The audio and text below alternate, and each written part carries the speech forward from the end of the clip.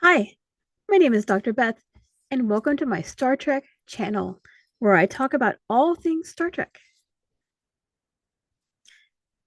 Today, I'm going to be talking about what are Star Trek film clips and a brief glimpse into Star Trek history.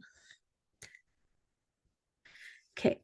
Um, Gene Roddenberry created Star Trek, the original series, in the late 1960s. And when he created Star Trek, there was no digital photography. There's only analog photography. And in this case, they used actual film called 35 millimeter film to shoot Star Trek. Now, when they would film Star Trek, let's say they were filming a scene on the bridge, they would often use multiple cameras to get different angles of the same scene. And oftentimes, they would also shoot multiple takes. The reason for this is because sometimes the actors would mess up their lines and they would have to refilm the scene. Now, whenever they did this, they would of course, shoot it on film. At the end of the day, they would look at the film that they shot that day, and these were called dailies. And this was on 35 millimeter film. This is an example of that film on the far right. And when they filmed this, often each scene would produce maybe hundreds of feet of film, and each episode it's estimated that tens of thousands of feet of film was produced, and perhaps for the entire series, the original series, the 3 seasons, that millions of feet of film were produced. That is a lot of film. Now, Gene Roddenberry was also very aware of the fans of Star Trek, and he was trying to encourage their interest in Star Trek and continued interest and support of Star Trek. And he created a company called Lincoln Enterprises because he kept all the unused film. Now, normally, when a TV show back then was filming, they would basically discard the unused film. They throw it away. But Gene Roddenberry kept all of the unused film and he collected it. And now this unused film consisted of things like deleted scenes, unused takes, alternate takes, trimmed scenes, bloopers, special effects, and possibly even more than that. Now, Lincoln Enterprises was created by Gene Roddenberry to help distribute some of this film to fans. So, what they did was they took the long strips of film and cut it up into smaller film clips, such as these. And their idea was that they wanted to get at least one clean frame of film into each part. Okay. So there were 3 different ways that the fans could get these film clips. One was through the Lincoln Enterprises catalog, and I'll show that an example of that in a minute. The other ways was Gene Roddenberry gave some of the film strips to fan clubs so that the fan clubs could sell them and raise money for their projects. The other way was that other people got hold of some of the film clips and started selling them themselves. So this is an example of a Lincoln Enterprises catalog. This is one from my collection. In this catalog, one could buy keychain viewers, photos, stickers, postcards, and most importantly, film clips. So this is an actual catalog from 1976 from my collection. And I enlarged the region about the film clip frames on the right. So I'm going to read this because this is very important. Film clip frames, a television first. No other show ever made an offer like this.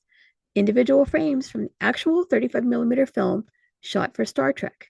These are the first print daily originals from the very film that runs through the cameras while they film the show.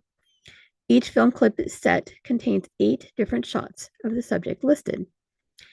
These frames will fit into the half-mount holders, available in camera shots for viewing in a home 35 millimeter projector. They sell fast. Order 1 or order 10.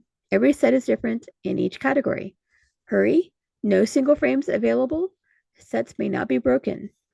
So you could buy subjects such as Kirk, Spock, McCoy, Scotty, Uhura, Sulu, Chekhov, Chapel, assorted stars, interiors of the Enterprise, action scenes, planet interiors and exteriors, monsters and alien beings, and wardrobe, makeup, and hairstyling.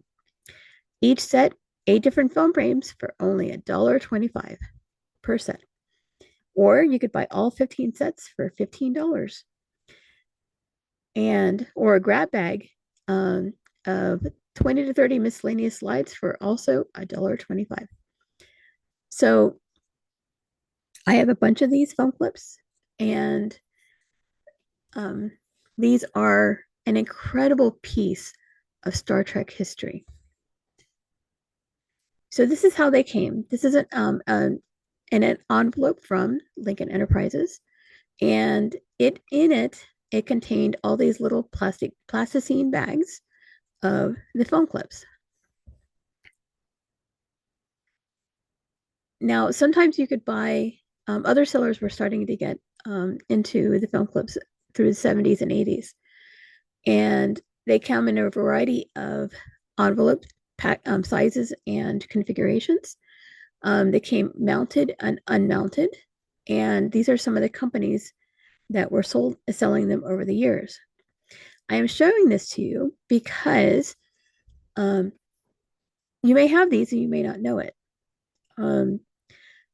And so if you are going through your collection or your parents' collection, or you buy some Star Trek stuff from somebody and you see these, this is what they can look like.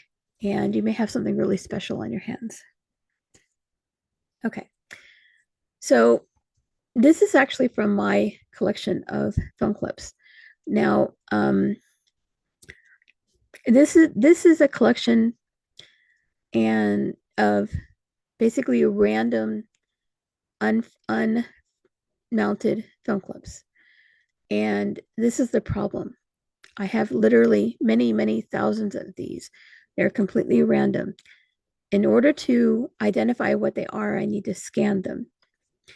And what I am trying to do is to scan as many as I can to preserve them, because some of them are very, very special and unique and have not been seen anywhere, or at least not that I've been able to find.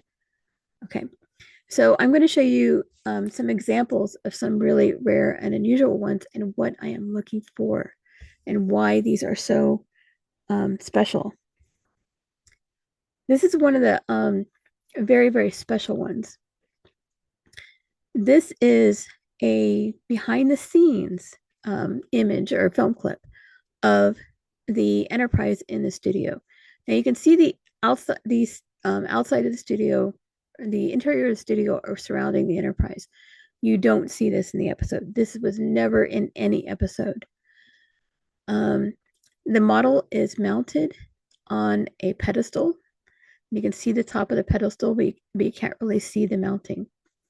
You can see lights surrounding it and possibly mountings for cameras and or other materials. The backdrop is black, but you can see the shadow of the Enterprise on the backdrop. This is an incredible, incredible rare piece of film. And when I saw this, I knew that this was something really super special and rare. So to be clear, I am looking for things that did not appear in the episode, the things that are separate. Okay, this is an example of a special effects piece of film. So obviously this is showing the transporter effect, but this did not appear in the episode. So this must be a transition, a post special effect um, piece of film. You can see it's clearly at the transporter room, and four people are beaming up. I cannot tell which episode this is from. And what's unusual is that you can see the outline of each of the people in the transporter. I'm not sure exactly how this was produced. So if you know how it was produced, please mention it in the comments and let me know. What's interesting is you can also see through the people on the transporter. Um, so this is an incredibly rare and special piece of film, at least to me. Here's a blooper. Now you're going to say, well, how do you know it's a blooper? Um, the main reason is because uh, basically Spock is cracking up.